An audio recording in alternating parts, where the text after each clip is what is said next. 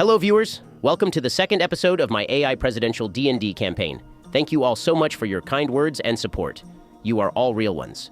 It means a lot to me and really inspires me to keep going. I hope you all are as excited as I am to continue our Monster Hunter-inspired D&D campaign. I have many interesting things planned for the future. Anyway, let's hop right back into the story. Hey, it's good to see you all again. Let's get right into it. Which one of you would like to do the recap? I'll do it, Ben.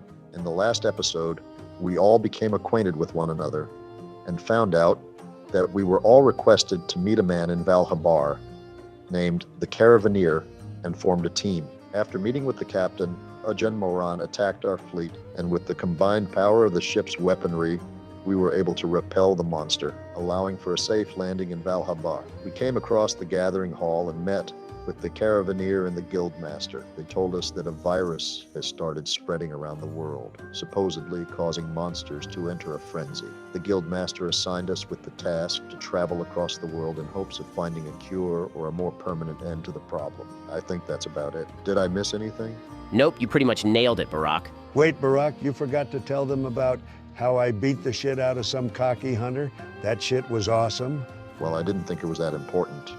Besides, if the viewers want to see that in action, they can check out the first episode. Well, I think it was very important. Thank you very much. But I agree, if they want to watch me be an absolute badass, they can always check out the first episode. All right. Enough shilling, gentlemen. Let's jump in right back where we left off. After a great night's rest, you all wake up in the gathering halls upstairs inn. You all file out of your rooms and head downstairs to meet with the Caravaneer. Good morning, friends. How did you all sleep last night? Oh, it was amazing. It felt like I was sleeping on happy, puffy clouds, and I had the most amazing dream. Yeah, I'm going to cut you off there, buddy. No one cares about dream stories. Well, it looks like someone woke up on the wrong side of bed. Well, I didn't want to hear it either, but that was a little rude, Tromp. Oh, I'll be all right, I think. Well, I was a little interested, but I see that you two clearly aren't. So I'll just move on. We have a big day ahead of us. To start off, I'm going to give you a tour of Habar. We'll stop by some important locations that you three will be visiting often before moving on with our next task.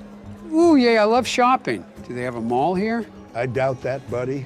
I'm about that. I think we're all pretty broke. I'm not sure we'll be able to buy anything. Don't worry about that, my friend. We aren't really going shopping. I'm just showing you where everything is. After our second task, you'll have plenty of money to spend. Oh shit, we're going to get paid? Sign me up. What's our second task? Well, I want to see what you guys are capable of. I just need to make sure that you three won't die a horrific death at the first sign of trouble. Not that I think that would happen anyway. But the best way to prove yourself is by taking on a quest from that nice lady over there.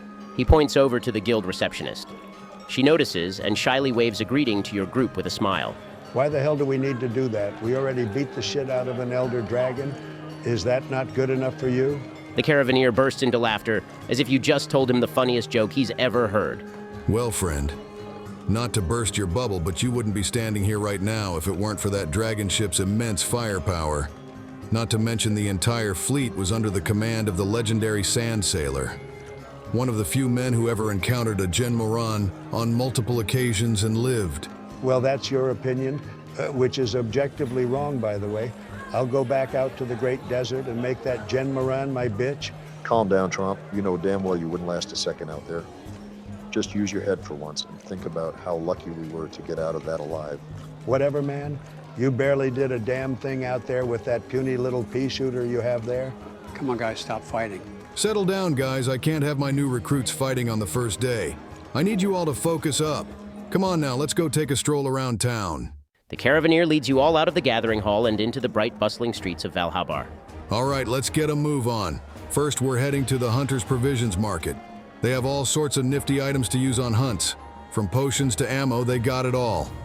Sounds like a place I want to visit, although I can't use that many ammo types right now. Ah, well, it never hurts to look, partner. Come on, let's start moving. The Caravaneer leads you all down the cramped street, occasionally waving to people he recognizes. After a couple of minutes of walking, you all stumble upon a large tent. Along the outside, real small monster skulls adorn the walkway and entrance. Looking at the sign, you can see that it reads, "The Hunter's Provisions Market," in large red text. I wonder what this tent could possibly be. Didn't you see the obvious red sign, my friend?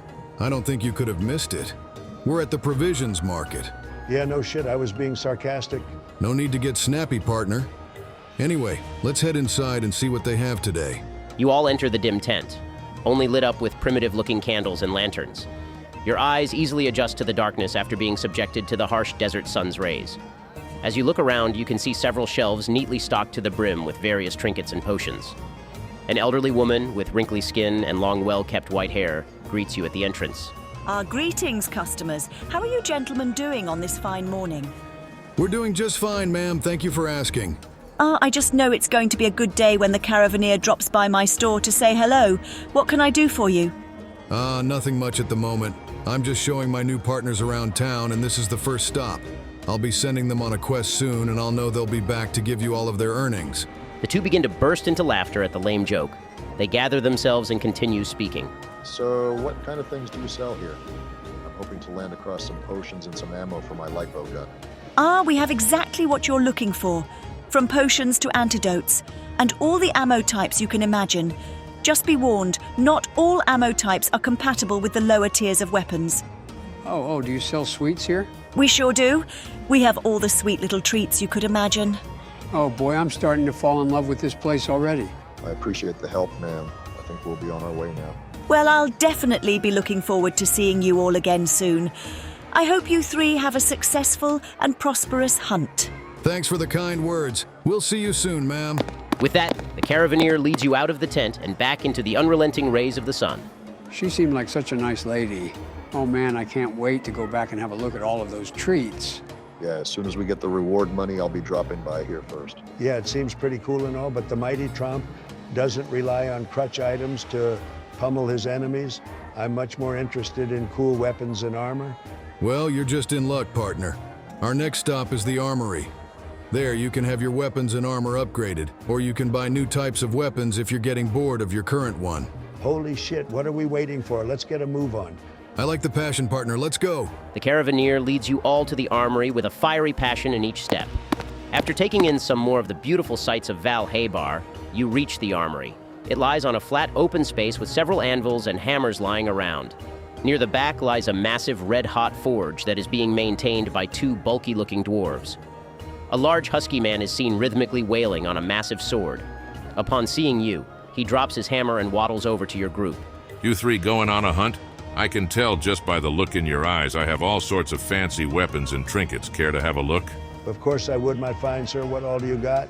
The blacksmith proudly points at the rack of massive weapons on display. I gotta say though, most of this stuff is pretty pricey. You sure you got the gold to spend? What are you calling me broke? I am, but I don't appreciate that you insinuated it. Oh no, I didn't mean that, my friend. I just didn't want to get your hopes up is all. Don't worry, Tromp. Soon enough, we'll have enough gold to treat ourselves to some goodies. Yeah, I suppose you're right. I need to get some gold to my name as soon as possible. I can't be known as Tromp the Poor or anything like that. I don't think anyone's going to be calling you that Tromp. Don't think too hard about it. You never know what people call you behind your back, Jiden, but the sooner we get paid, the better. I'll be back, Mr. Blacksmith. All right, I'll be eagerly waiting for your return. Safe travels. The blacksmith waves you all goodbye and begins working on the massive sword from earlier. All right. We would have one more stop, but since Musashi's out, the canteen just doesn't feel the same anymore. His apprentice isn't really holding up as well as Musashi did. Well, let's not be too hasty now. I'm pretty hungry, and I don't think it would be a bad idea to grab something to eat before we go on our first quest. Now that does sound like a good idea now that you mention it, Jiden. Hey, Caravaneer, could we possibly stop by the canteen anyway? Sure, why not? It wouldn't be a bad idea to fill your stomachs up before departing. All right, you guys ready to get a move on? Yeah, the voracious Tromp never skips breakfast. Let's get a move on. Oh boy, I'm pretty excited to check out this canteen. All right, gentlemen, follow me then. The Caravaneer leads you down the crowded street and you stumble upon the canteen. An outside kitchen with several massive pots, pans, and woks, all being meticulously maintained by one stressed-looking young boy. He doesn't notice you as all of his focus is being used on stirring and shaking all of the oversized cookware. I don't think we should distract that boy right now. Let's find a table and sit down. Maybe they'll bring out a menu or something. You all find a table and seat yourselves. A moment later, a small cat-like creature wearing a white suit and tie walks up to your table. Welcome, travelers. How may I serve you today? What the hell is that? Why is a cat working here? I'm not eating at a place where cats serve me my food. Really, Tromp? You got to say that right to his face? I don't give a damn about that. I care about the obvious health code laws this establishment is breaking. The feline shows a look of frustration before quickly wiping it away with his forced service smile. I assure you that we aren't breaking any health regulations at all, sir. We're quite clean, as a matter of fact.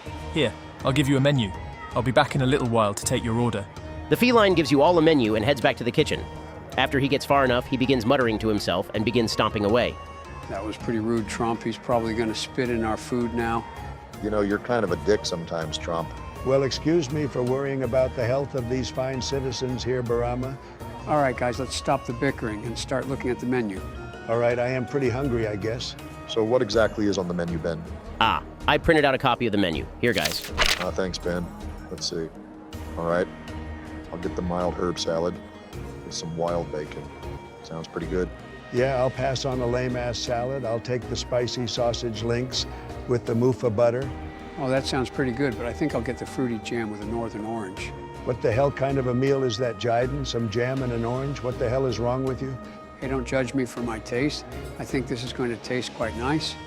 The feline waiter comes back with his forced service smile back at work.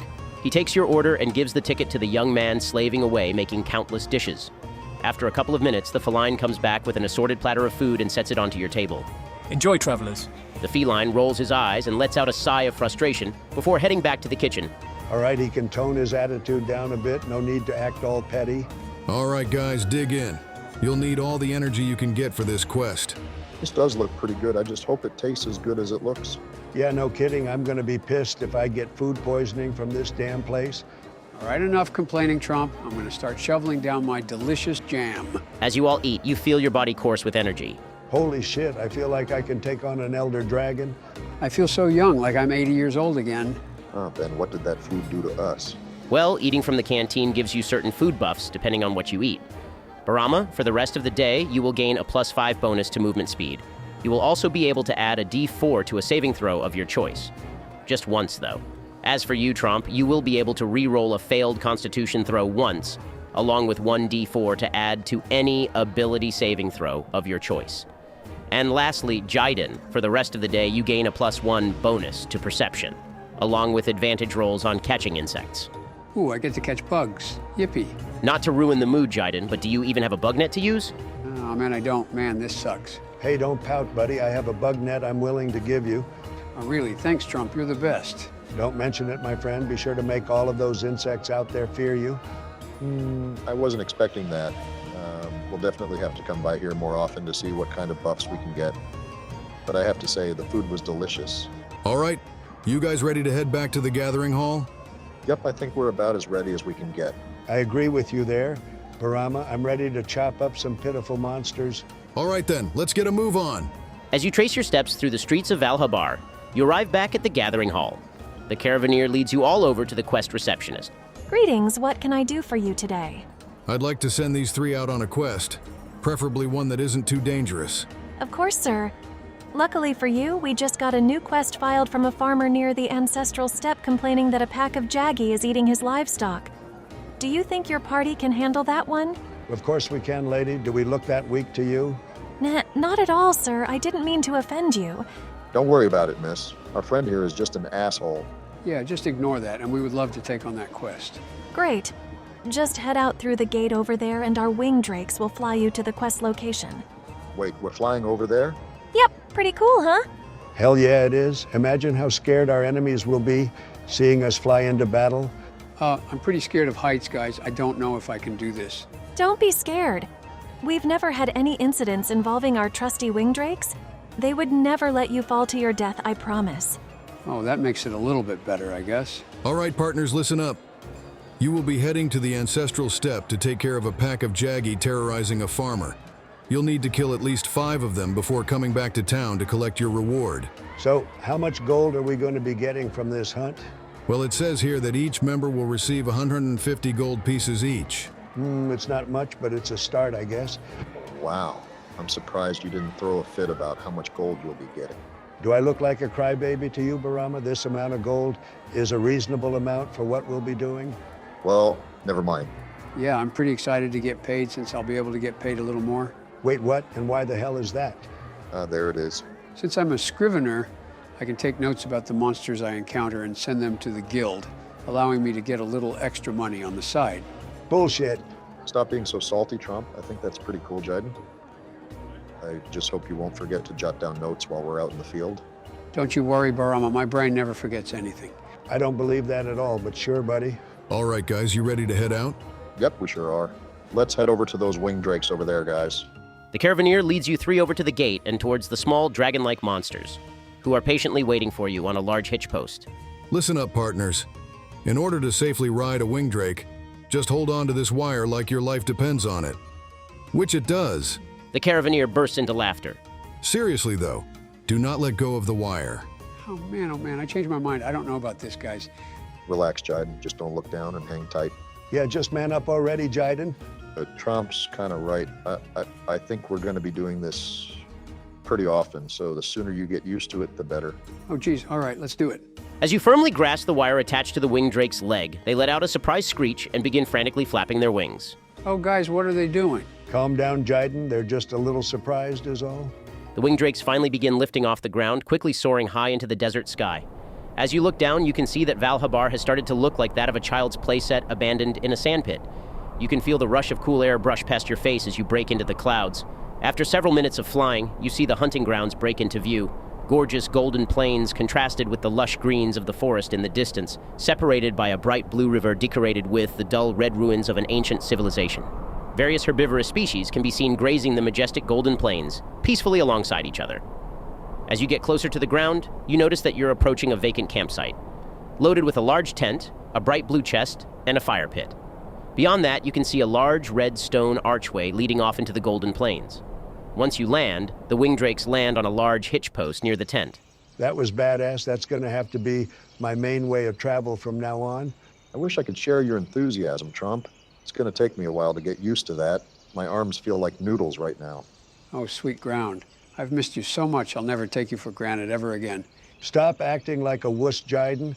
If you're that scared about being a measly 1,000 feet above the ground, then I don't know if I want to be associated with you. I think that's a little harsh, man. Anyone in their right mind would be terrified. Besides, that was single-handedly the most horrifying thing I've been through. All right, guys, I'm going to stop any potential argument from happening by moving forward. In this campaign, each of you will need to choose a traveling role to fulfill while on quests. I will go ahead and explain each of them. The Trailblazer leads the group and will make survival checks to see what they encounter. The Scout will use stealth and perception rolls to scope out the area ahead, looking for resources, creatures, or potential hazards. And the Spotter uses their passive perception to look for anything the Scout might have missed. Every time you enter a new area, you will each have to roll your assigned skills. Any questions? Nope. As soon as I heard who the leading role was, I made up my mind. Oh, God, I don't know if I want you to be leading us anywhere. Well, I'm not opposed to it. I think the strongest person should be in front. I like your thinking, Jiden. I knew that mummified brain of yours still had some decent thoughts. Oh, man, I really don't like this, but I've clearly been outvoted. So I guess I'll take on the spotter role. Wait, I wanted to be a spotter. I don't want to sneak around an area by myself. Something's going to get me. Okay, I'm starting to get where Tromp's coming from. You got to man up, Jiden. Everyone has to pull their weight around here. But what? And giving buffs isn't enough to cut it either. Oh, man, you two are so mean sometimes. All right, I'll be the Scout, I guess. I don't want to, though. Cry about it, Jiden. You'll be okay. You said there was a chest here, right, Ben? Yep, there's a bright blue chest right near the tent. Okay, I'm going to walk up to it and open it to see what's inside. So you touch it? Oh, fuck. As you touch the chest, a set of gnarled fangs launch themselves directly at you, Barama. Holy shit, Ben, you asshole. Why is the first chest we see a mimic? Ha! I'm just fucking with you, Barak.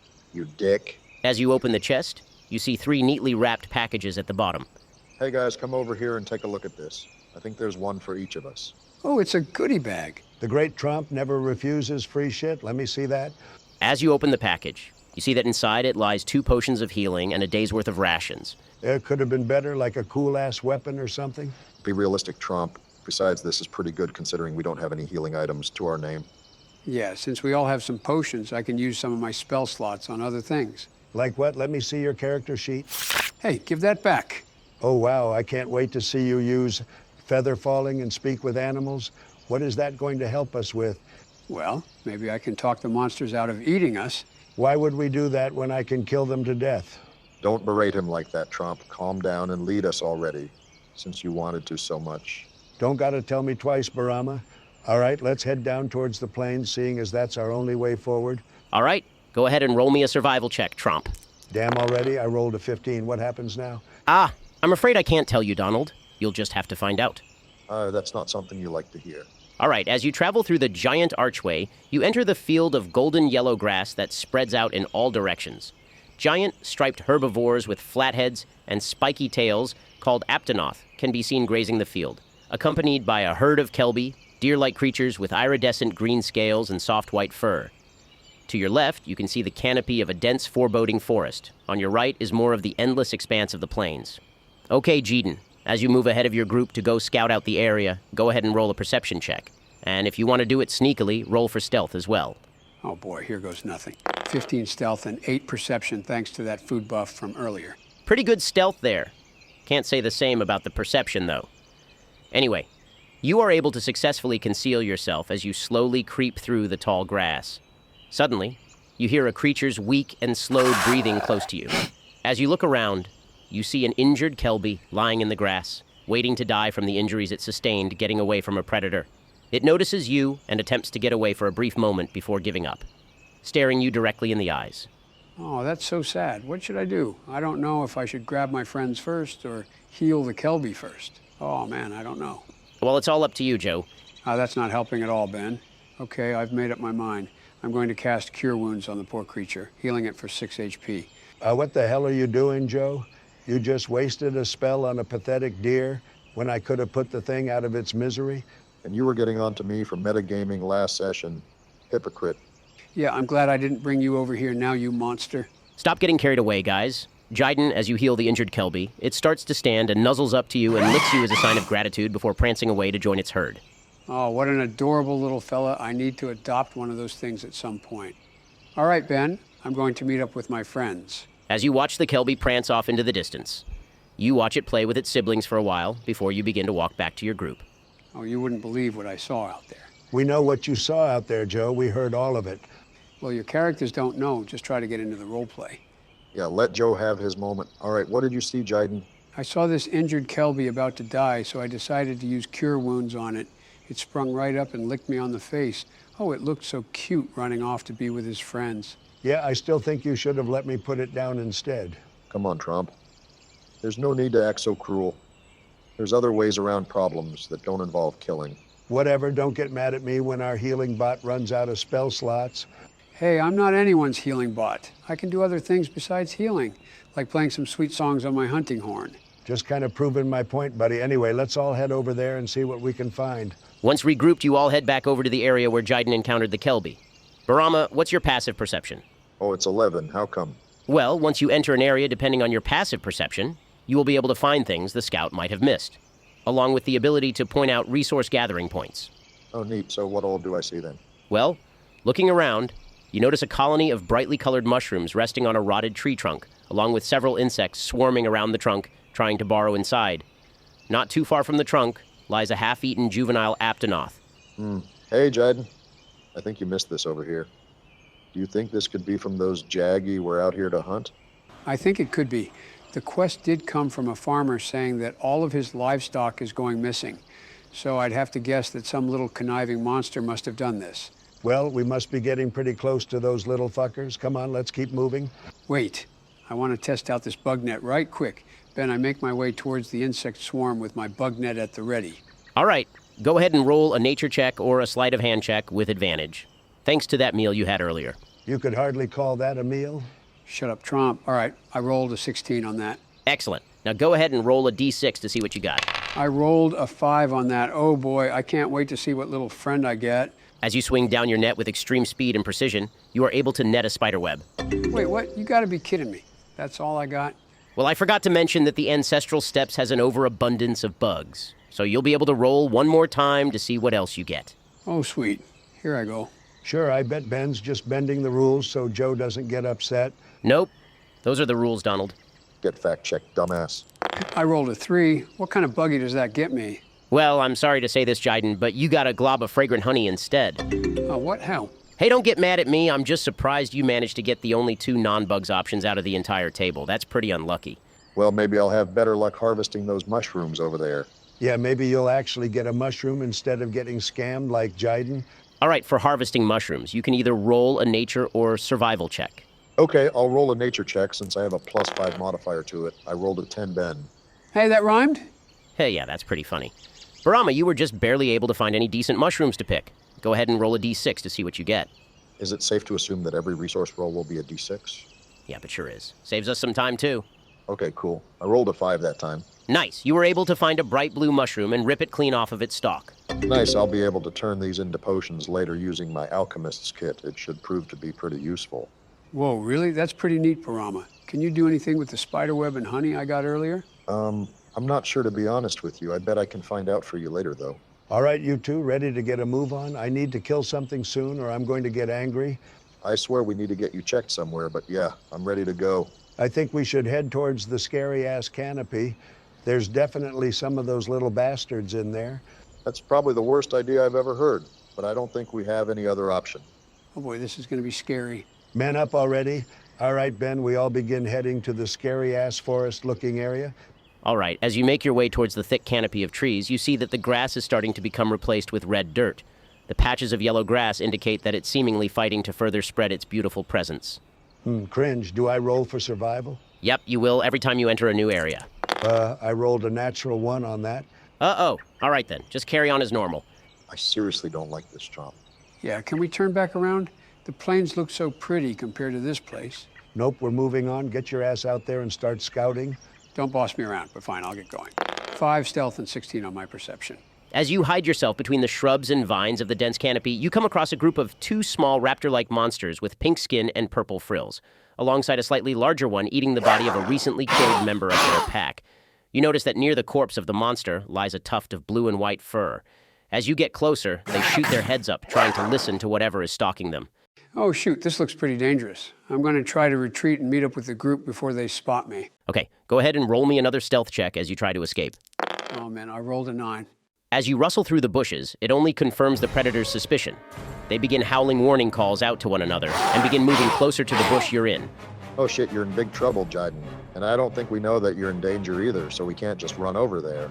Oh jeepers, I'm going to die. Wait, Ben, do you think we could have heard that warning call from over here? You are about 60 feet away. All right, go ahead and roll a perception check to determine if you can hear it or not, Tromp. All right, we're coming, Jiden. Don't worry, my ears never let anything go unnoticed. Oh, fuck, I rolled a 3. Ben, stop rigging our damn dice. Hey, it's not me, man. Send an angry email to D and Beyond or something. Yeah, I just might. Anyway, you weren't able to hear anything, Tromp. Wait, can I try it too? Yeah, sure, go ahead. I mean, if you don't hear the howls, then Jiden's gonna have a tough time trying to contact you. Please don't roll like crap, Barama. I can do my best, Ben. Holy shit, I rolled a 5. I'm sorry, buddy. Oh God. Okay, if I were to scream, how long would it take for them to reach me? Well, seeing as you're 60 feet away and they have 30 feet movement speed, it would take 2 turns. Oh man, okay, I'm going to sprint back while screaming, hopefully meeting my friends halfway. You dart out from the bushes, flailing your arms and screaming at the top of your lungs like a scared child. The pack of monsters begin howling to one another and begin chasing you. Luckily, they have a movement speed of 30, which is just as fast as you are. They are hot on your tail as you begin sprinting back to the group. All right, guys, because your rolls have been so ass lately, I'm going to go ahead and say that you two heard the screams and howls coming from the dense canopy. Oh shit, I think Jiden's in trouble. We need to head over there now. Oh, really? What made you think that, Barama? Was the obvious screams of terror coming from the scary-ass looking place? Knock it off with the sarcasm, asshole. Let's go already. As you begin running towards the canopy, you can see your friend pathetically flailing around trying to get away from the monsters. As you close the distance, go ahead and roll for initiative, for the hunt has begun. I rolled a 9 on that. I got a 17, finally a decent roll. Damn it, a 13. I hate this damn game. Hopefully you 3 will get some decent rolls during combat. All right, the turn order will go as the following. The larger monster will go first, followed by Barama, then Tromp, followed by the first smaller monster, then Jiden, and lastly the second smaller monster. Do we know what these monsters are? I did research monsters for a while as a scrivener after all. Oh yeah, that's true. All right, thinking back to your studies, you are able to recognize the pack of monsters as Jaggi, with the slightly larger one being the female of the species, a Jaggia. Oh, these are the little bastards we're after. Good shit, Jiden. Can we celebrate after we get out of this? If we do, anyway. All right, the Jagia is going to make a bite attack towards you, Jiden, and since it's within 5 feet of the other 2 members in its pack, it's going to roll with advantage.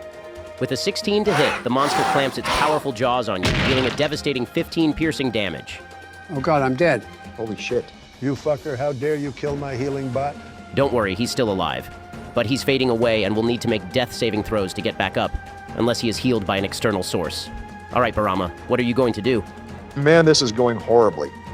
All right, I'm going to step back and cast Firebolt at the Jagia. With a 23 to hit, my attack deals 8 fire damage. All right, as you hurl this mystical ball of fire at the monster who took down your friend, it howls in pain and continues to look down at Jiden with the intention of finishing off the struggling meal in front of it. All right, Tromp, do your thing.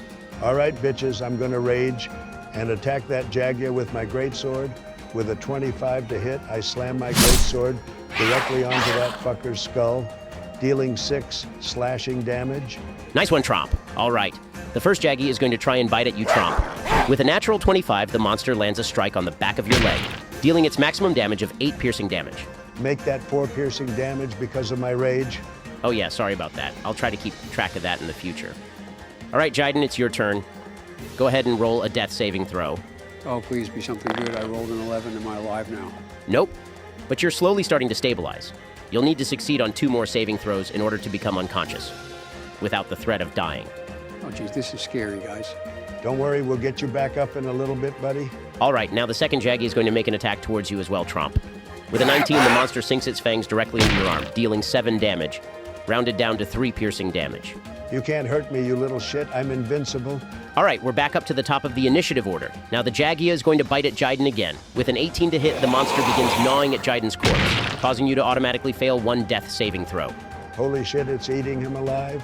I don't know how we're going to get out of this alive, guys. Ugh, damn it, I don't think I have any other option. All right, I'm going to run up to Jiden and make him drink a potion of healing. Is that allowed? Yeah, sure, I'll allow it. Okay, it healed him for 7 HP. You're back up, buddy. Barama, as you dash towards the chaotic fight, you manage to shove the Jagia that was trying to eat him away, allowing you to force feed Jiden a potion of healing. Oh, thank you, Barama. I really didn't want to be eaten alive. Of course, Jiden. Would I be able to use my bonus action to help get him up so he isn't prone? Yeah, sure, that's a pretty smart move, although you are all now surrounded by ferocious creatures abusing their pack advantage. Yeah, this looks pretty bad, even I can't lie about that. But we can't give up now. I'm going to slash at the Jagia with my greatsword with a 15 to hit. I smack it with my greatsword, dealing 12 slashing damage. And as for my bonus action, I'm going to use my Endurance Spikes ability, which grants me a +2 bonus to my AC until my concentration is broken. Nice one, Tromp. As your spikes begin to harden and grow into a menacing black color, you crash into the monster with your greatsword, causing it to whimper in pain. All right, now the first Jaggy is going to claw at you, Barama. With an unnatural 20, its sharp claws make direct contact with your chest, dealing 6 slashing damage. Damn, I'm down to 2 HP. This is really brutal, man. Yeah, I really didn't expect these enemies to be this strong. I'll have to pay closer attention in the future to see what you guys can handle. We can handle this. We're just going easy on them right now. Sure, man. All right, Jiden, you're up. Oh boy, I really have to make this turn count. Okay, I'm going to slam my hunting horn into the ground, playing the attack up melody. For the next minute, we will each have a +1 bonus to our attacks. And one more thing, can we use potions as a bonus action? Yep, I'll allow it, since combat in this game seems pretty brutal. All right, sweet. Then I'll use one of my potions, bringing me back up to full HP. Nice one, Joe. Let's hope you don't get one shot again. Yeah, no kidding. Now the second Jaggy is going to try to claw at you, Jiden. With a 17 to hit, the monster claws at your chest, dealing 9 slashing damage. Ouch, I'm back down to 5 HP. Give us a break, Ben. No can do, Jiden. The world of Monster Hunter is pretty harsh, it seems. All right, now the Jagia is going to try to bite you, Tromp. Oh, wow. It seems the monster's luck is starting to run out. With its highest roll being an 8 to hit, the Jagia failed to bite through your hardened spikes. Yeah, how'd that taste, dipshit? Okay, my turn. I'm going to use my light bow gun to shoot the Jagia twice with disadvantage, since I'm right next to it. Oh yeah, that reminds me. I forgot to mention that we decided to change your light bow gun's damage from 2d4 to a total of 1d6 and 1d4.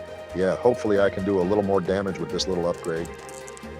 All right, I'm going to roll the hit now. That's a 12 on my first one and an 18 on my second one, dealing a total of 3 piercing damage. God damn it. I'm tired of these unlucky rolls. Wow, that's just sad to see, Barama. All right, well, I'll just remind you what some crazy-ass damage looks like with a crazy-ass weapon with a 19 to hit and 13 slashing damage. Nice. That will kill the Jagia. Go ahead and describe the kill. Fuck yeah. I let out a bone-chilling battle cry as I whirl my greatsword over my head, letting gravity cut the fucker in two. Nice one, Tromp. Now only 2 Jagi remain. All right, guys, we can get through this. The first Jagi, after seeing you cleave its strongest member in half, begins to howl before leaping in for a bite attack. With a 22 to hit, the monster bites you, dealing a reduced 3 piercing damage. All this damage is starting to catch up with me. It doesn't matter, though, for the great Tromp never dies. Maybe you should heal Tromp. We can't afford to have you die yet. Maybe you should kiss my ass, Barama. Healing is for pussies. All right, Jiden, you're up. Okay, I'm going to attack the first Jagi with my hunting horn. Damn, a 5 doesn't hit, huh? All right, I'll go ahead and cast Bardic Inspiration on Tromp. Thanks, buddy. All right, Tromp. The second Jagi is going to leap towards you to make a claw attack towards you. Oh, damn. With a natural one, the Jagi fumbles the landing and falls prone, opening itself up to critical strikes. Oh, you're fucked now, little buddy. All right, guys, let's gang up on this little shit. I'm gonna cast Firebolt, dealing a maximum of 10 fire damage. The Jagi howls in pain as its hide is seared with a bolt of mystical fire. All right, Tromp, your turn. Say your prayers, you little bastard. With a 23 to hit and 16 damage, I chop the little bastard's head clean off. Nice one, guys. You're really starting to pull through here. I'm pretty impressed. Did you really think we would die there? That would never happen when the mighty Tromp is fighting. As you execute this monster, the last Jagi starts to hesitate before standing its ground, with the intention of fighting until its last breath. Man, these things don't give up, huh? Well, maybe a bonk to the head will convince him to leave us alone. With a 14 to hit, I bonked the little fella on the head, dealing 4 bludgeoning damage. After being bludgeoned with your hunting horn, the Jagi is going to retaliate by biting at you, with a 10 to hit. The monster misses its attack due to being dazed from the tremendous blunt force of your hit. Well, we tried to spare you, little buddy. Well, we wouldn't have anyway since we came out here to kill these things. Oh, yeah, I forgot about that. Yeah, that doesn't surprise me. Anyway, I'm gonna back up and shoot the last Jagi with my bow gun. Ah, what? How the hell did I roll 2 4s in a row? Whatever, that's it for my turn, I guess. All right, I'll try to finish it off again, as per usual, with a 19 to hit and 8 slashing damage. That wasn't quite enough to finish it off Tromp, although it's looking pretty weak. All right, Jiden, you're up. Okay, I'm going to attack it with my hunting horn again, with a 21 to hit, deals 11 bludgeoning damage. The last Jagi is on its last legs. It prepares for one final attack towards you, Tromp. With an unnatural 20, the Jagi's fangs make contact with your hardened spikes, dealing you 3 piercing damage. Oh, what a cute attempt at fighting for its life. All right, Barama, finish that little fucker off. You don't have to tell me twice. All right, I'm gonna cast Ray of Frost at the monster. With a 21 to hit, it deals 4 cold damage. Nice one, guys. That will barely finish off the last Jagi. How do you finish it, Barama?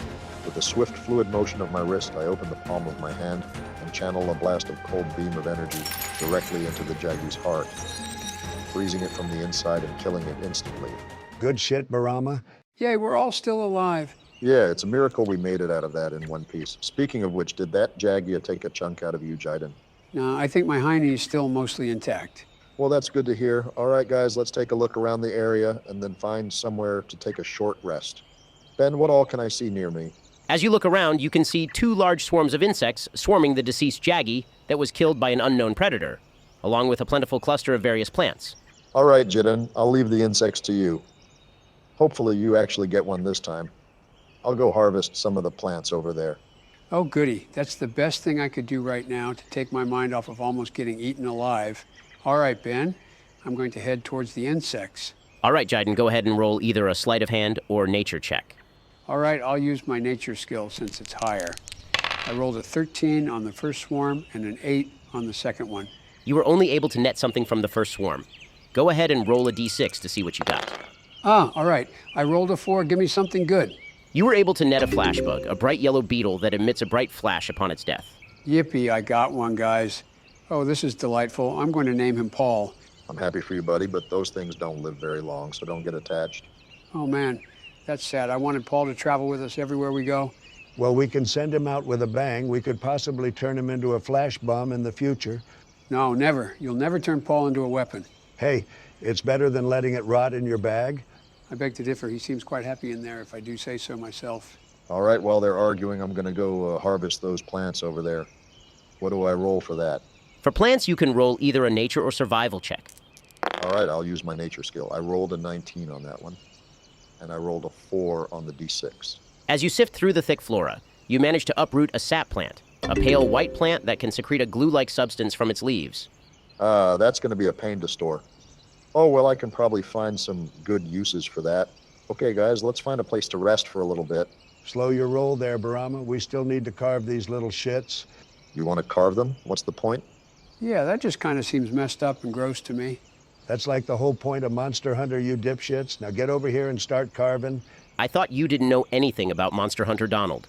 Don't think anything of it, Ben. I just saw a TikTok about it, that's all. Now, how does carving work in this game? All right, so in this campaign, in order to make a successful carve, you will need to roll a contested nature check against the creature's carve DC, which is 10 plus half of its challenge rating level. In this case, the Jaggy and Jaggia's carve DC is 10 and 11. Would everyone like to carve the dead monsters? Sure, I might as well. This is going to be pretty gross, though. Fine, I'll do it too. Just look away, Paul.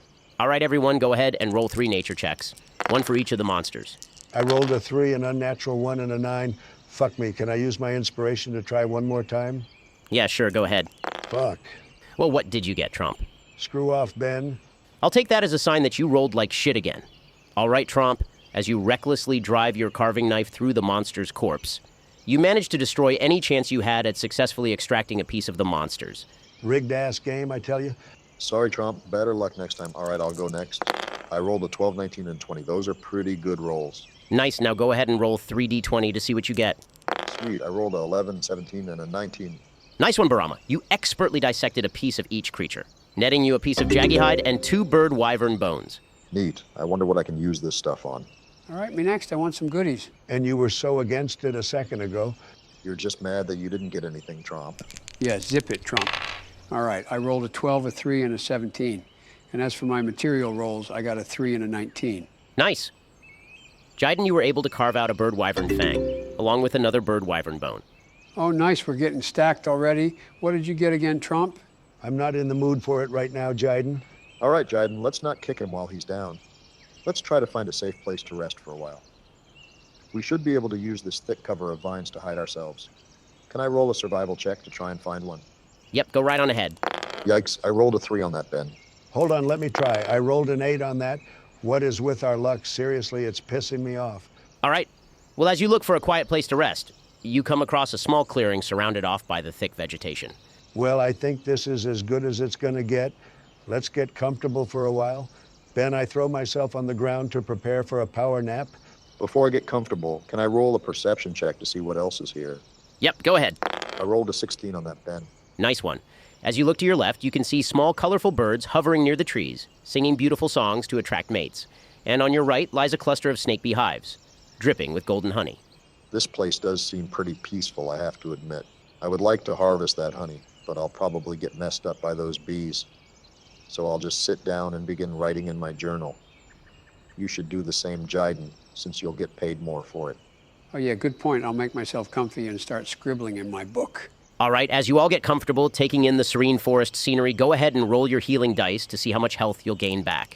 I got 5 HP back, bringing me back up to 7 HP. I healed for 6 HP, which brought me back up to full. Oh, man, I rolled a 3, which brings me up to 8 HP.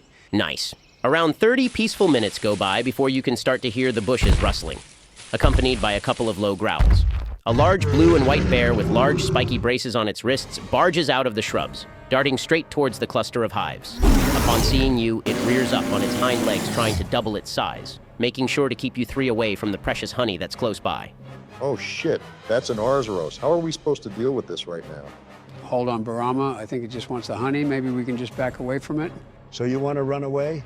Give me one good reason why I shouldn't go kick its ass right now. Oh, I can think of plenty, but the best one that comes to mind is that if you attack that big-ass bear, you'll fucking get us all killed. All right, whatever. I guess let's slowly back away from this thing like cowards.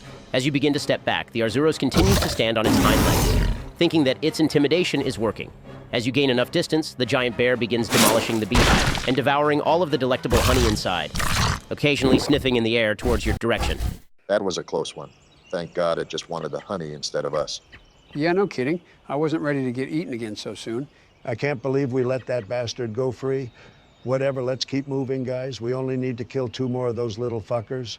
I can't wait to get this over with. Yeah, no kidding. Let's backtrack and head through the plains again. I don't think we can keep going through here. I'm glad you're starting to realize that this place is too dangerous for us. You're starting to show some personal growth, Tromp. No, Jiden, it's because there's literally nowhere else to go, so we have to backtrack. Oh, All right, since you've already been through this area, we'll say that a peaceful hour passes as you soak in the warming rays of the sun and the stunning sights of the ancestral steppes. Finally, you enter a new part of the field where the herbivores refuse to graze, possibly indicating a large presence of predators. All right, you know what to do, Tromp. Yep, sure do. I rolled a fucking natural 20, baby. Nice, Tromp. Really making up for that natural 1 earlier. Damn right I am. All right, go get him, Jiden. Come back with some good news. oh boy, I'm feeling pretty good about this one. So I'm not even going to roll for stealth. Are you sure you want to play this cocky Jiden? You didn't forget what happened like 5 minutes ago, right? Yep, I'm feeling pretty good about my chances right now. Well, I rolled a 3 on that, so that kind of sucks. I really don't see how you could miss this, so I'll just say that you can see it. As you frolic through the tall golden grass, you stumble upon a small cave. Upon closer inspection, you can see that near the entrance is a wooden sign with a large red paw print symbol painted on it. Oh, that looks pretty fun. Do I see anything else, Ben? Nope, that's all I'm going to give you since you rolled so bad. Dang. All right, well, I'll head back to report to my team. Sounds good. When you meet back up with your group, you tell them to follow you over to the cave that you found. What could it be? Maybe it's a bunch of weak monsters I can murder? I don't think so, Tromp. Judging by the red paw print on the outside, I could only assume that it's a small feline village. You mean like that little furball back in Habar? So you're telling me that a cave dweller served us food? Drop the cat racism, Tromp. I bet they'll offer us aid if we go pay them a visit. If you can keep your mouth shut, that is. I'm not making any promises. I'm not really a fan of those filthy furballs, but we'll go inside if you two really want to. As you manage to squeeze through the tight space, you see a colony of fluffy felines who all stop what they were doing to greet you at the entrance. One stands out in particular. An older feline with makeshift glasses and a soft face is the first to begin speaking. Greetings, travelers. What brings you here to our humble home? The feline speaks with a soft, caring tone, always accompanied with a warm smile. Oh, okay, I don't think I could get mad at this thing.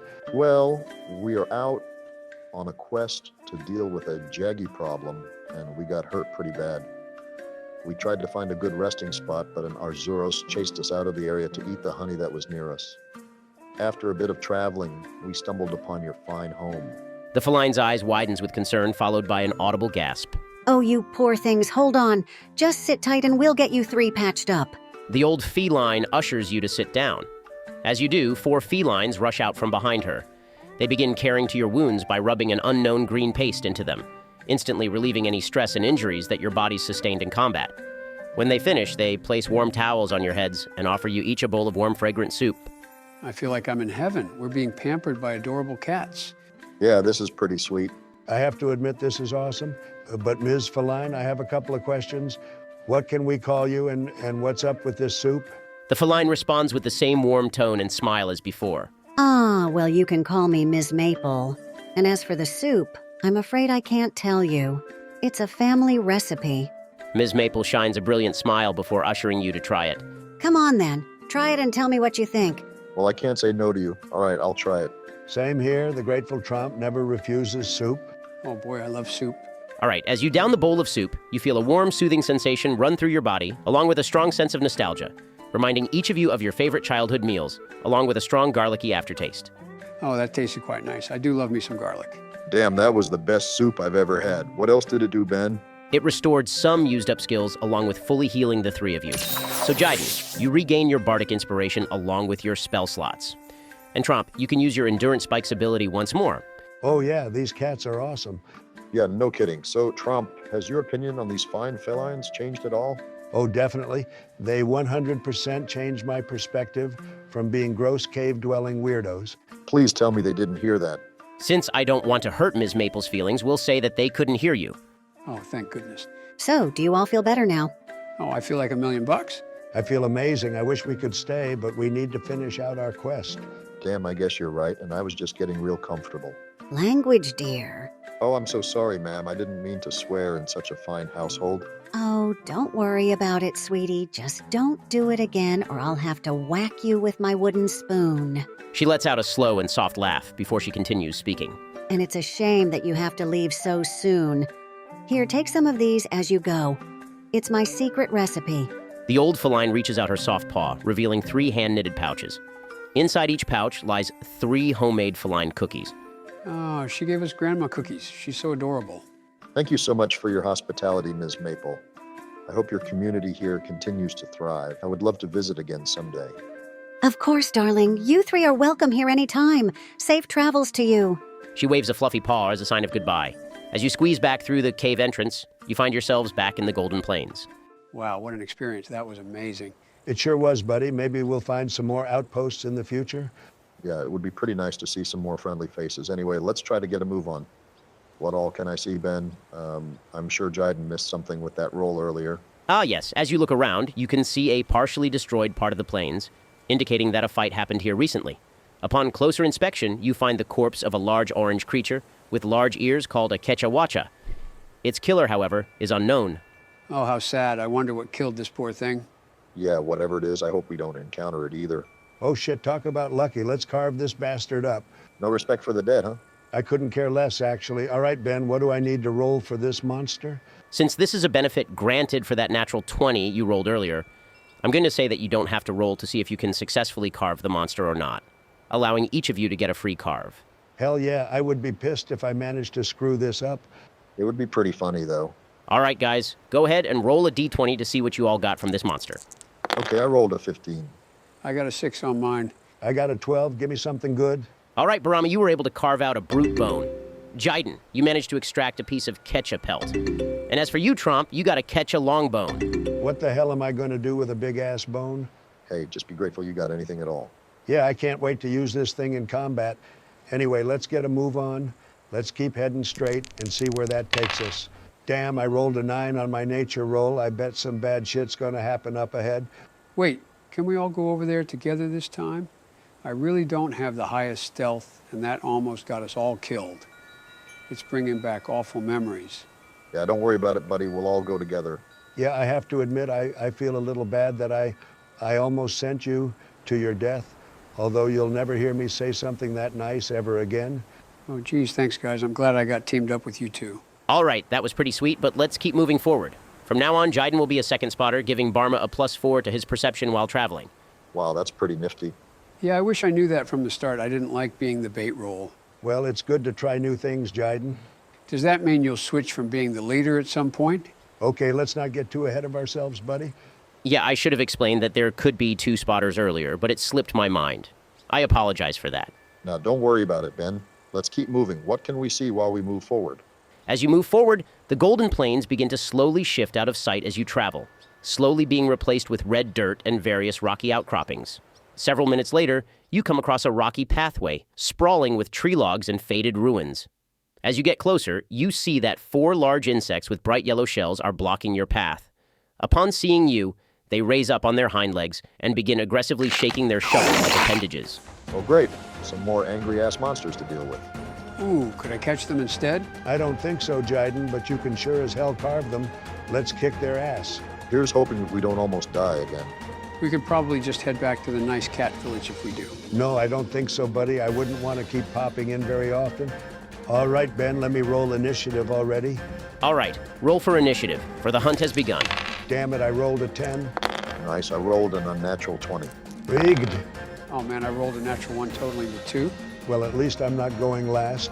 All right, the turn order will go as the following. Barama will go first, followed by the third Conchu with a natural 20, then the first Conchu, followed by Tromp, then the second Conchu, and the fourth Conchu, followed by Jiden in last place. Wow, that was a lot to keep track of. Yeah, my bad. There are quite a few enemies on the battlefield. All right, Barama, you're up first. It's nice to fight an enemy without getting ambushed. All right, I'm going to make 2 shots towards the first Conchu. With a 19 and 14 to hit, I load my bow gun and launch 2 bullets directly at the monster, for a total of 8 damage. Huh, I actually did some decent damage for once. Nice one, Barama. You were nearly able to completely finish off the monster. It feels nice being on the other end of the one shot, I have to say. Huh, I have to give credit where it's due. That was pretty decent for a wizard like yourself. Let me have my moment, Tromp. All right, now, the third Conchu is going to roll up into a ball, quickly gaining speed and heading directly towards you, Barama. With a 16 to hit, the overgrown insect mercilessly slams into your knee, dealing you a total of 7 damage. And it's not over yet. Go ahead and roll for a strength saving throw. Ah, damn it. Sometimes I really regret playing as a wizard. All right, I rolled a 5 on that, Ben. Unfortunately, that wasn't enough. As you take this heavy impact, you fall prone, gripping your leg in pain. Oh, shit, that hurt you, little shit. Ow, the first Conchu is also going to roll up into a ball to close the distance, closing in on you, Tromp. With an 11 to hit, the Conchu collides with your thick scales and spikes, causing the monster to roll over on its back, unable to get up, opening itself up to critical strikes. This seems familiar. Just wait for my turn, little man. Speaking of which, it is your turn, Tromp. Say your prayers, you gross little bug. With a 24 to hit, I shatter the little fucker into pieces with 15 slashing damage. Oh, brutal. Yep, that will definitely kill that Conchu. Now the second Conchu will roll towards you, Jiden. With a 15 to hit, the Conchu rolls directly into your leg, dealing you 9 bludgeoning damage. Now roll a strength saving throw. Yikes, these little buggers hurt. I rolled a 10. Is that enough? Nope, you were just under the dice save you needed to make. Oh man, just my luck. All right, Jiden, you have also been knocked prone. Finally, the last Conchu is going to try to roll into you again, Tromp. With a 7 to hit, the Conchu begins to suffer the fate as the last one who dared tried to attack you. These stupid-ass bugs just can't learn a lesson, huh? I'll see you on my turn, little buddy. Okay, Jiden, would you like to use your turn getting up? Yeah, I would. I don't think I can do much on the ground, although it is quite comfy. Sounds good. Now, we're back up to the top of the list. Barama, I can assume that you'll be spending your turn to get up as well? Yep, it's really the only thing I can do right now. Having closed the distance, the third Conchu is going to make a claw attack against you, Jiden. With a 6 to hit, it feels more like an alien creature trying to tickle you to death. Hey, stop, little bug. How'd you know I'm ticklish? Hey, stop caressing my support bot. I'll deal with you in a little bit. All right, Ben, I'm going to attack the vulnerable Conchu that tried to attack me. With an unnatural 20 to hit and 11 slashing damage, I send him off to buggy hell with one glorious swing of my great sword. Good shit, Tromp. Now the second Conchu is going to claw at you, Barama. With an unlucky 6, the monster begins desperately clawing at you, trying to break skin, but to no avail. Well, thank God, I got pretty scared right there. All right, Jiden, you're up. Yippee. I'm going to attack the second Conchu with my hunting horn with a 21 to hit and 8 bludgeoning damage. Good one, guys. The last Conchus are both at 1 HP. You should be able to finish up the fight within this next turn. All right, Barama, your move. Okay, Ben, I'm going to cast Firebolt at the third Conchu. With a 12 to hit, I hurl a bolt of magnificent flame towards the insect, setting it ablaze. And I'll finish the last one off. With a 10 to hit and 10 slashing damage. Ah, sorry to ruin your big moment, but you just barely missed the attack. God damn it, stupid game anyway. Given a moment of opportunity, the last remaining Conchu is going to attempt to claw at Jiden once more. With a natural 23, the Conchu lunges forward, penetrating its sharp claws deep into your chest, Jiden, dealing a total of 9 slashing damage. I'm dead again. Okay, Jiden, this is starting to get old. Well, this wouldn't have happened if you didn't miss the last attack. It's not my fault I got a set of broken dice. Whatever, I'll just finish the last one off. And then you'll give Jiden one of your potions since it's your fault if he went down again. Okay, Ben, I'm going to cast Ray of Frost at the final Conchu with a 21 to hit. I freeze the last little monster right in its place. Nice work, guys. You did a lot better than last time. Yeah, no kidding. I basically did all of the work, but I'll leave it there so I don't hurt their feelings. All right, I'm going to walk up to Jiden and force feed him another potion, healing him for 4 HP. Oh, I'm alive again. Nice one, Tromp. 4 HP will surely keep him going for a while longer. Hey, don't get mad at me. I rolled the dice the best I could. Yeah, that's true, I suppose. All right, then. Let's start looking around the area to see what's all around us. Wait, we got to carve these guys first. You can never forget to carve your enemies. Relax, Tromp, but sure. We'll get some materials before looking around. Sounds good. Go ahead and roll 4d20 to see what everyone got. I rolled a 3 and 3 19s in a row. Holy shit. You sure you aren't doing anything funny, Donald? What? No, not at all. Of course, when I get decent rolls, you start to suspect me of cheating. How low can you go, Barack? All right, my bad. Let's just move on. I rolled a 12, 19, a 7, and another 19. Huh. What's up with all of the 19s today? I'm not sure. Maybe I'll get 4 in a row. Okay, I rolled a 15, a 14, 8, and an 11. All right, each of you will manage to carve 3 of the 4 Conchu. Now roll 3d20 to see what you all get. I got a 16, 13, and a 2. All right, Tromp, you were able to acquire a conchu shell and 2 sharp fangs. I rolled a 2, a 4, and a 19. Barama, you received 2 sharp fangs and 1 armor sphere. That sounds pretty useful. I wonder what it's used for. If I had to guess, it would be used for upgrading our armor. But we'll just have to find out some other time. Okay, Jiden, roll to see what items you got. Oh yeah, I almost got carried away there. I rolled a 6, a 12, and a 1. Nice. You were only able to get 3 conchu shells. Neat. Maybe I can make a nifty-looking hat or something. All right, Tromp, are you ready to keep moving? Yep, I sure am. Let's go finish off these little bastards. Oh wait, that reminds me. Barama and I should use our last potions to get ready for the final encounter. It wouldn't be smart running in there with 1 HP.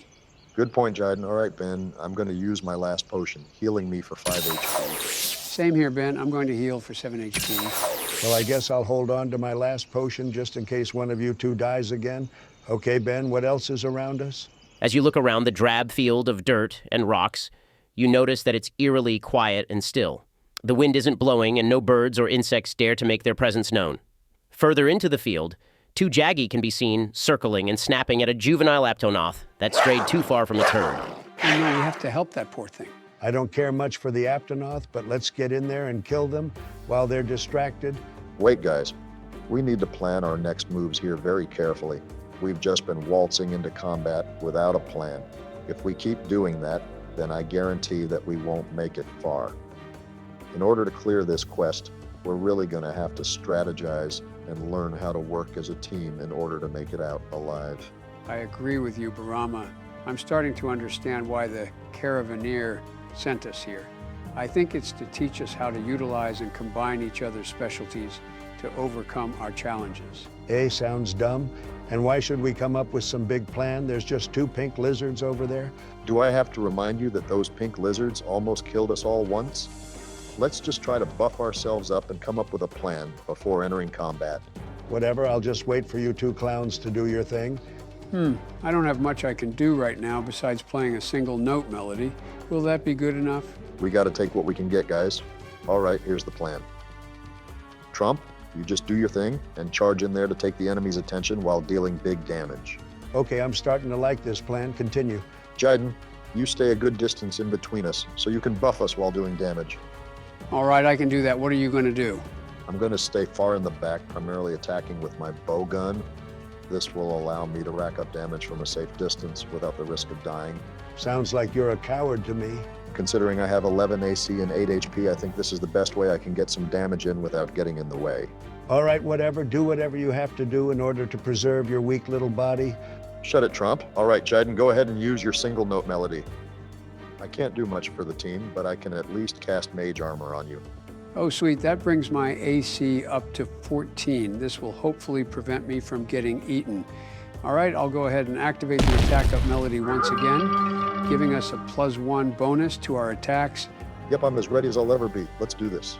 Yeah, let's hurry already. That poor Aptonoth is seriously hurt. That's a pretty decent plan you have there. I hope it all works out the way you intended. All right, as you begin preparing yourself, you line into your previously discussed formation and begin charging into combat. The 2 jaggy jerk their heads up, looking straight at you. They turn their attention away from the injured Aptonoth and begin sprinting at you. The Aptonoth lies down as it loses the energy to run away.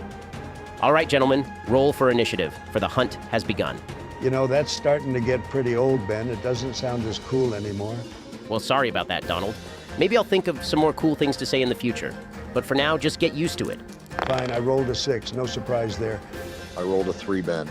This is going to be a pretty slow charge. Hopefully I can get a better roll. I got a 16. All right, here's the turn order. The 2 jaggy will move first, followed by Jiden, Tromp, and Barama in last place. Let's get this shit, gentlemen. All right, the first jaggy is going to sprint towards Tromp, attempting to sink its deadly fangs into your flesh. With an unnatural 22, the jaggy shreds some of the tissue in your arm, dealing 8 piercing damage. The second jaggy follows close behind, moving towards your side, trying to claw at you. With an 18 to hit, the jaggy successfully blindsides you and leaves a large gash on your back from its sharp claws, dealing 6 slashing damage. Damn, I really should have raged before coming into this. I'm down to 1 HP. See, I told you that you shouldn't underestimate these things. Don't worry, Tromp. It's my turn now, so I'll cast Cure Wounds on you, healing you for. Sorry, Tromp. It's only going to heal you for 4 HP. Don't worry about it, bud. I appreciate it. It'll be just enough for this fight. All right, my turn. First, I'm going to rage. followed up by a deadly slash towards the first Jaggy with a 16 to hit and 9 slashing damage. And finally, I'm going to cast my Endurance Spikes ability once more, causing my spikes to grow into a menacing shade of black. Badass Tromp. All right, Barama, you're up. All right, Tromp, I'll leave that first Jaggy to you. I'm going to shoot at the second one for now. Damn. With a 6 and a natural 1, I won't be doing anything. Unfortunate, Barama. Your bowgun malfunctioned. On your next turn, you'll only be able to make one shot with your weapon. Damn, this thing has been giving me a lot of trouble recently, I swear. Maybe you should switch up your weapon, Barama. I would be happy to teach you the ways of the greatsword. Thanks. But I don't think I could even lift that thing. All right, we're back up to the top. The first Jaggy is going to stay on the offensive, attempting to finish off Tromp's weakened body. Oh, with an unnatural 1, the Jaggy sinks its fangs into your hardened spikes. Expecting to taste your flavorful flesh, it is instead greeted with immense pain, dealing 6 piercing damage. Eat that, you little shit. All right, now the second Jaggy is going to run behind Tromp, darting straight towards you, Jiden. As it closes the distance, it attempts to claw at you. With a 7 to hit, the monster fumbles the swipe. Oh boy, that was close. Don't worry, Barama. I won't let this thing pass me. Thanks, Jiden. I don't think I could handle one by myself. Okay, I'm going to swing at the second Jaggy with my horn. Oh, wowza. I rolled a natural 20, letting me deal a total of 20 bludgeoning damage. And I'm going to store all of my available skills into my hunting horn as my bonus action. Nice work, Jiden. That Jaggy is really feeling it now. I'm so proud of you, Jiden. I could almost shed a tear, but I won't. Instead, I'll swing my great sword at this dumbass monster. Damn it, I rolled an 8. Never mind. I guess I'll never have a cool moment. Don't stress about it, Tromp. We still think you're pretty cool. Thanks, guys. It still doesn't help, though. Well, I'll try to make up for that miss earlier. Since my bowgun is jammed right now, I'm going to cast Firebolt at the second Jaggy. Wow, I missed it too. This thing is invincible. Yeah, no kidding. It's really starting to make me angry. As you are all fighting in sync with one another, you hear a loud bellow coming from the forest. Once the Jaggy hear this, they begin jumping around as if they were skipping and hopping. They begin making their way towards the source of the call, which happens to come from the injured Aptonoth's direction. Within seconds, a giant-sized Jaggy with a prominent frill around its neck appears from the tree line, instantly going for the dying animal's throat, killing it in one swift blow. The smaller monsters begin howling and chirping while bouncing around the large Jaggy as it begins howling out a sound of triumph before stomping towards your group. Holy shit, what's up with that one? It's huge compared to the others. Oh man, this is bad. I think we got ambushed by a great Jaggy. A great Jaggy? I don't get it. What's so great about it? Well, the great Jaggy is considered to be the leader of the pack due to its large size and oversized frills. It probably gathered up a group of Jaggy to help it terrorize these poor animals. That probably explains why these Jaggy are acting up. They must have just recently got a strong leader to allow them to expand their hunting grounds. Now this is getting interesting. Show me what you got then, leader of lizards. All right, the first Jaggy, having gained newfound confidence, is going to lunge towards you again, Tromp, with a bite attack. With a 13 to hit, the monster is yet again unable to penetrate through your sturdy spikes and scales. Now, the second Jaggy is going to keep up the assault with a claw attack. With a 16 to hit, the Jaggy scrapes your forearm, dealing a measly 1 slashing damage. How pathetic. Get out of the way and let me face your leader. All right, Tromp, seeing as we just got jumped by a massive velociraptor, I'm going to cast Cure Wounds on you once more. I can't have you going down, my friend. That'll heal you for 10 points of healing. Thanks, Jiden. Now watch me dethrone this king of lizards. Not yet, Tromp. It is now the great Jaggy's turn. Bring it on, then. I can take anything this overgrown iguana throws at me. The great Jaggy is going to charge towards you, Tromp, as if it knows that you in particular are challenging it. Once it gets close enough, it spins its entire body around with the intention of slamming you with its tail. Does a 16 hit? Nope, it sure doesn't, thanks to my increased AC. I was able to duck underneath the tail swipe like a total badass. Yeah, that was pretty sick. All right, Tromp, show him what you're made of. Way ahead of you, Jiden. I'm going to charge at the great Jaggy. With a 13 to hit, I slash at the monster's face, dealing 16 slashing damage. Nice work. Let's keep up the assault, guys. All right, my bowgun should be fixed now, so I'm going to make 2 shots towards the first Jaggy. Only the first shot makes contact, dealing 6 piercing damage. Good one, Barama. The 2 Jaggy are really starting to hurt. We got this, guys. Just a little bit longer. All right, guys, it's time for the Jaggy to retaliate. The first one is going to try to slam into you, Tromp, with a 15 to hit. The monster fails to shove your massive frame with its frail body. Now, the second Jaggy is going to try to attack you, Jiden. Oh, with an 11 to hit, the attack misses. You're pretty lucky that Barama gave you that mage armor, or else this attack would have hurt pretty bad. Yeah, thanks again, Barama. Don't mention it, Jiden. All right, I'm going to try to finish off this second Jaggy. Ah, dang, I rolled a 5. Sorry, guys. The Jaggy lives to see another turn, it seems. All right, Tromp, the great Jaggy is going to attempt to slash at your neck with its long claws. Damn, this poor thing is really messing up its rolls. With a 10, you narrowly avoid the devastating talons of the great Jaggy. Ha! This thing is nothing but a big fraud. Here, punk, I'll teach you how to hit your shots with a 14 to hit and 14 slashing damage. Nice one, Tromp. As you slam your greatsword into the beast's head, you manage to destroy a part of its extravagant frill, causing it to howl in pain. Here's hoping I can finish one of these bastards off this turn. All right, I'm going to shoot at the second Jaggy again. Once again, only the first shot lands, dealing 3 piercing damage. Hey, a little damage is better than no damage. Back up to the top, the first Jaggy will break off from Tromp and begin heading towards Jiden as well, with the intention of biting him. With a 17 to hit, the monster tears into your leg, dealing 5 piercing damage. Ouchies, don't worry about me, guys. I'm still okay. Now, the second Jaggy is going to gang up on you, attempting to bite into your other leg. With a 5 to hit, you were able to move out the way of its gnarled jaws just in time. I'm a little upset about these guys picking on me, so I'm going to hopefully kill one this time. With a 13 to hit, I slam my hunting horn onto the second Jaggy, dealing 10 bludgeoning damage. Nice work, Jiden. Go ahead and describe the kill. Oh, goody. I've never done this before. Okay, I scream out, "Hi-ya!" as I slam my hunting horn onto the little fella's skull, crushing it instantly while playing a singular funny note. Now that was badass. Yeah, good shit, Jiden.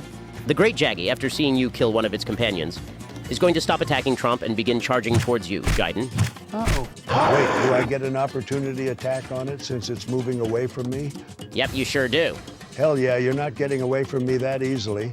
Sorry, Ben, but I've never messed with opportunity attacks before. Do I have to roll to hit, or is it free? To be completely honest with you, I'm not sure, Tromp. For this session, I'll go ahead and say that it's a free attack, but hopefully our viewers can correct us if we were wrong. Shit, I'll take it. All right, that will be 14 slashing damage. After taking a devastating blow to its tail, it stops going after Jiden and stomps its feet, throwing its head into the air with a powerful howl. It seems as if steam is blowing from its nostrils as it becomes enraged. Oh, great. What does that let it do? Until the monster dies, it will get to move twice per turn, along with regaining 12 HP. Go ahead and bring out all of the gank that you want, Lot Lizard. You'll never bring me down. All right, Tromp. The great Jaggy is going to make a bite attack followed up with a slam. Only the bite attack will land with a devastating natural 20, allowing the great Jaggy to tear into your flesh, dealing 14 piercing damage, reduced down to 7. 'Tis but a flesh wound, nothing more than a little glue and duct tape can't fix. I'm going to counter the fucker by bonking him with my greatsword. With a 15 to hit, I whack him right in the snout with the flat end of my sword, dealing 16 slashing damage. I bet it can't take much more. Keep pushing forward, guys. I let out 2 shots toward the last Jaggy in hopes of finally putting it down, with an 18 to hit and 7 damage. My bullet flies directly through the small monster's skull. Brutal. Good work, guys. Your teamwork really seems to be paying off. All right, Jiden, you're up. Let's keep up the pressure while we have the advantage. I'll make another hunting horn strike towards the great Jaggy.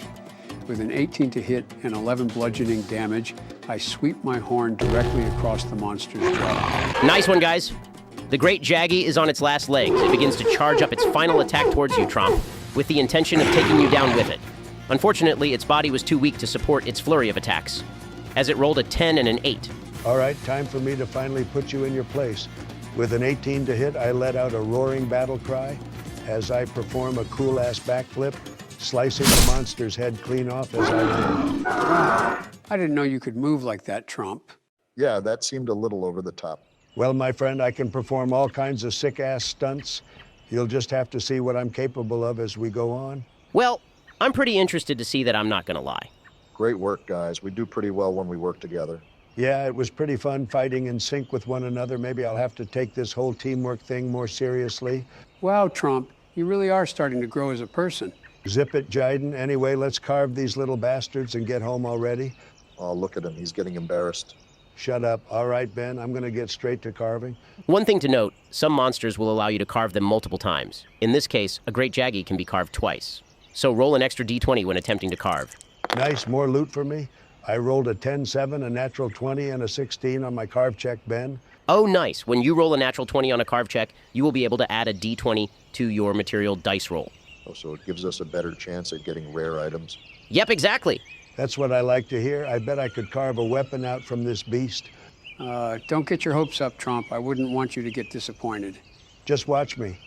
All right, first I'll roll for the 2 normal jaggy. Damn, I rolled a 3 and an 8. Whatever, all I really care about is the great one anyway. Okay, give me something good. Holy shit, it's my lucky day. I rolled a natural 20 and 32, thanks to that additional die. Oh, wow. If only you had this luck during combat. All right. As for what you got from the jaggy, you received 1 bird wyvern fang and 1 piece of jaggy hide. Yeah, whatever.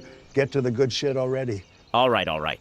From the great jaggy, you were able to obtain 2 pieces of its greatest trophy, its imperial frill, which the beast used to command the lesser monsters around it. Hell yeah. It only makes sense that the one who brought down the king gets their crown. All right, I'm pretty interested to see what kind of items I can get from that thing. All right, Ben, I'm going to go ahead and make my carve checks. I rolled a 3, 6, 11, and a 1. Talk about unlucky. We like to call that karma around here. Whatever, Tromp. Unfortunately, you were only able to carve 1 item from the great jaggy. Go ahead and roll to see what item you got. All right, I rolled a 16. What does that net mean? Barama, you were able to get 1 great jaggy claw, the very ones it tried to use to tear you apart. Neat. Now I have a cool claw to my name. It's going to look pretty cool on my shelf back at home. I want to go next. I rolled an 8, 9, 11, and a 19. I guess I only get 2 carves from the great jaggy? Yep. Go ahead and roll for your items. I rolled a 5 and a natural 20. Nice. All right, Jiden, you received 2 screamer organs and 1 imperial frill. Oh, hey, look, Tromp, we're twinsies. What, you got 1 too? That's not fair. Don't get angry, Tromp. You still have more than I do. Yeah, true. I still have a superior number of frills compared to you. All right, guys, I'm beat. Are you ready to get out of here? I sure am. All I want right now is a good meal from the gathering hall. Wait, guys, I want to celebrate our great teamwork with some of Ms. Maple's cookies. Are you sure we should eat one right now? She did only give us 3 each after all. You never know, Barama. These cookies could go stale at any second, so we should eat one while they're still fresh. You really just want to eat one, don't you? Of course I do. Come on, guys, let's do it. All right, fine. I have to admit I've been thinking about eating one ever since we got them. Fine. I suppose the mighty Tromp never turns down a fresh cookie. All right, as you all take out one of the soft cookies from the pouch, you all take a bite, filling your taste buds with a sweet cinnamon bomb of flavor. When you finish it, you can feel your body vibrate with a warm, tingling sensation, as if you were being hugged by your loving and caring grandmother. Wow, these are the best cookies I've ever had in my life. I feel great. Me too. I feel like I'm back at my grandmother's house again. I'm not really a cinnamon guy. They were pretty decent, though, I guess. Let me guess, Ben, do these cookies also have some other beneficial effect to them?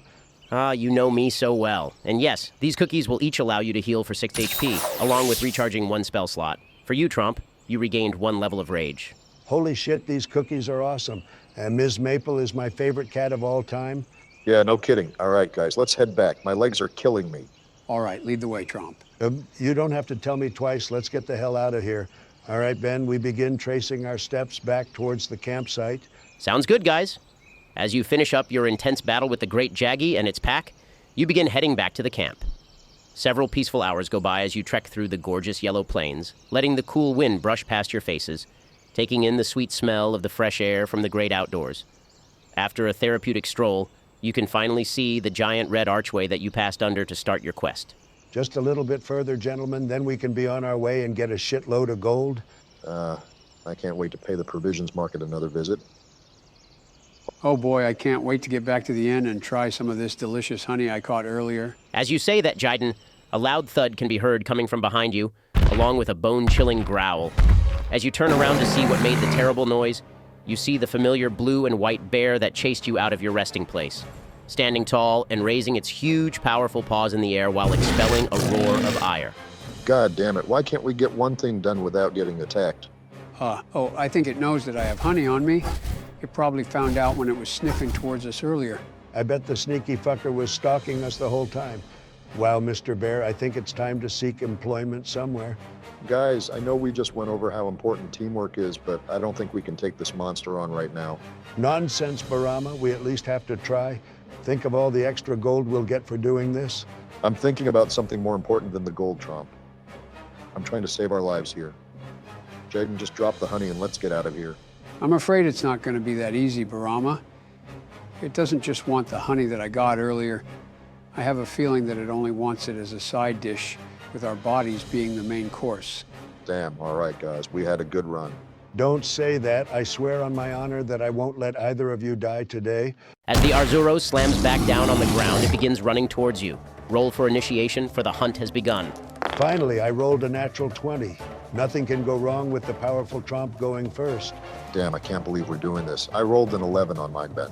We can get through this, guys. I know we can. I got a 10 on my roll. I'm gonna kick your ass, you hairy bastard. I'm going to rage and follow up with a deadly slash with my greatsword. Damn, I rolled a 7. Count your days, bear. Oh, man. All right. I'm going to cast Mage Armor on Jiden again. I really don't want to see anyone die today. All right, the Arzuros is finally upon your group. It slams its weight into the ground in order to slow itself down before rearing back for a deadly swipe of its claws aimed at you, Tromp. With an 18 to hit, the beast's huge paws make contact with your body, sending you flying back while dealing 5 slashing damage. Holy shit, Tromp. Are you all right? How dare he throw me around like a doll? Now I'm really pissed off. How dare you, you ugly thing. I'm going to attack it with my hunting horn. Will a 15 hit? Yep, this monster's AC is 14, so you just barely beat it. Awesome. All right, that's going to deal a total of 7 bludgeoning damage, and I would like to store all of my available notes into my hunting horn. Nice one, Jiden. As you wail into this giant bear, it shrugs off the blow and roars right in front of you, throwing leftover honey and saliva into your face. Hey, that was rude and pretty gross. That son of a bitch. I'll pick myself back up and charge at it once again. With a 22 to hit, I slam my magnificent greatsword into the beast's stomach, dealing 10 slashing damage. All right, time to do some damage. I'll shoot the Arzuros with my bow gun. Only my first shot will deal damage, dealing a total of 3 piercing damage. After taking 3 consecutive shots in a row, the Arzuros stands tall once more and attempts to slam into you, Jiden. With an 8 to hit, the monster can't keep its balance due to the constant flow of attacks it's receiving. Don't let up, gentlemen. Keep fighting. Will do, Captain. All right, I'm going to attack with my hunting horn once more. With an unnatural 20, I deal 3 bludgeoning damage to it. All right, Ben, without wasting any time, I swing my greatsword above my head, getting ready for another powerful blow. Shit, I rolled a 12. Tromp, as you swing your giant sword towards the creature, it makes contact with its insanely strong arm braces, causing a violent wave of vibrations to shock through your body. Damn, don't let up the attacks. Our only way of winning this is to keep suffocating it with damage. I'm going to cast Firebolt towards the monster. Oh man, I rolled a 12 as well. Things aren't looking so good anymore. As you shoot a flare of fire at the monster, it moves out of the way. After taking a ruthless onslaught of damage, the monster lets out another terrifying growl of anger. The monster is going to retaliate by sending out its own flurry of brutal attacks. The Arzuros lunges at Barama with a slash and bite attack. You're able to swiftly dodge out of the way for the swipe, but the bear's powerful jaws quickly swoop in to deliver a crushing blow to your frail body, dealing 10 piercing damage. Shit, guys, I'm down. I think it's over for us. No, Barama? Damn it, I refuse. The Arzuros still has one more attack left in its onslaught. The monster charges towards Jiden with the intent of crushing you with its body mass. With a 15 to hit, the monster crashes down on you, sending you crashing down to the ground, suffocating you under its immense weight, dealing you 9 bludgeoning damage. Oh, guys, I don't think I have that much more in me. It's going to kill me soon, too. No, I won't let it. I'll fight with you until the very end, Tromp. I'll charge at the monster, screaming at the top of my lungs with my hunting horn at the ready. Sorry, guys, I rolled an 8. I wasn't able to hit it. Jiden, as you swing your hunting horn at the monster that killed your friend, you bounce off the monster's braces like a toy hammer. A feeling of despair rises over you as you look your bloodlusted killer in the eyes. Guys, I had an amazing time questing with you. Maybe we can do it again in the next life. I'm sorry I wasn't able to pull my weight around here. I've always felt so frustrated about being weak. I wasn't able to save my mother, and I couldn't even save my friends. Please don't talk like that, guys. I refuse to let you all die. I'll use my badass skills that I'm known for to save the day once again.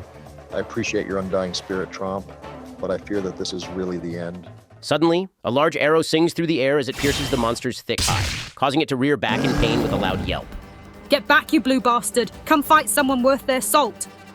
You see 2 hunters emerge from the archway, fully kitted in intricate armor, each donning their own deadly weapon of choice. They quickly place themselves between you and the Arzuros. A tense standoff begins, with both hunters staring each other in the eyes, waiting for the first strike. Finally, the Arzuros begins the attack. Within seconds of the beast's fatal charge, the female hunter lets one more arrow fly true with her bow. With one more well-placed shot, the beast roars in pain before sprinting back towards the forest. After repelling the beast, the two hunters turn back to face you. Well, what do we have here? If it isn't the scaly bastard and his friends. What the hell are you two doing here? And why would you two scumbags bother saving us? Hey, don't ask stupid questions. Just be glad we saved your skin before that Arzuros ripped you to shreds. Hey, Emmy, why don't you go tend to that wizard's wounds while I talk to my good friend here? Ugh, why can't you do it, Emil? The woman looks over at Barama and rolls her eyes. With a moment of hesitation, she begins walking over to him to begin healing him. So you wanted to know why we helped you? The hunter begins to let out a cold laugh. Well, don't get any ideas, friend. We still hate your damn guts, but we couldn't let that monster rip them out before we could. I still have a score to settle with you, and I refuse to let you get killed by some weak monster before I can humiliate you a couple of times. Oh, gee, thanks. What a hero. We didn't need your help, asshole. I was about to kill that thing and turn it into a luxurious rug. Ha! Sure, whatever you say, Scaly. I can tell by all those wounds and your dead wizard friend that you had it in the bag. Do we need to repeat what happened at the gathering hall? I would be glad to remind you what happened last time. Go ahead and try. I promise you it won't end up like last time. There's no guild master to stop us this time around. Suddenly, the female hunter pipes up. All right, now wake up. I healed all of your wounds. You should be ready to go. Ugh, I can't believe I had to waste some of my precious resources doing that. Okay, thanks for the healing, but can you two leave us alone already? After that encounter, we all just want to go back to Habar. Yeah, we're really grateful that you saved us, but we're not going to sit here and get berated by you. How about you two just fuck off for now? We're tired and we really just want to get paid. The hunters begin bursting into laughter. Ah, I see. It must be rough not having any money to your name, huh? All right, Tromp the Poor. We'll meet again soon, and when we do, someone else will have to swoop in to rescue you. Ha! Tromp the Poor. That's a good one. After the hunters finish teasing you, they blow into a horn which echoes through the sky. In a matter of seconds, two winged drakes swoop down from the sky and pick them up, carrying them off back to Habar. Damn it. I knew someone would start calling me that eventually. And what the hell, why do they get their own winged drakes? Yeah, that's bullshit if you ask me. None of this would have happened if we just had our own drakes to begin with. Hey guys, look on the bright side. We all made it out of there alive. Yeah, you're right, Jiden. Although I don't like those two, I'm grateful that they came in to save us. Well, I'm still pretty pissed about it. I could have killed it myself. Hey, that reminds me, Tromp. You seemed pretty scared that you would lose us back there. Of course I wasn't. Damn. All right, fine. I was pretty scared to lose both of you. I've come to think of you two as close friends. Oh, that's sweet of you, Tromp. I guess under that intimidating presence is a heart of gold. Screw off, Jiden. I don't want to hear about it right now. And what about Barama? He said something about not being able to save his mother. What was all of that about? Well, I really don't want to talk about it right now.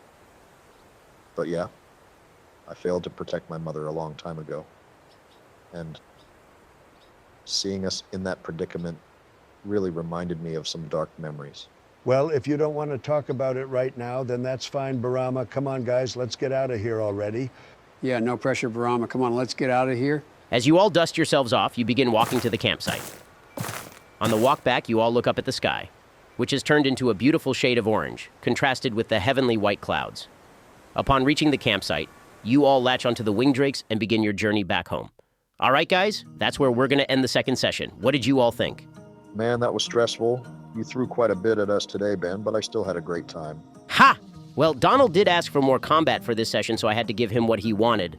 I had an amazing time today, even though I was almost eaten alive 3 times. Yeah, another session full of badass Tromp moments. I couldn't be more pleased. I'm glad you all had fun during this session. All right, guys, I'll see you 3 next week.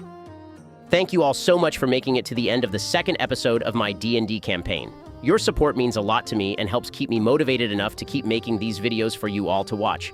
I can't wait to start working on the next episode in the series. Until then, take care and happy hunting.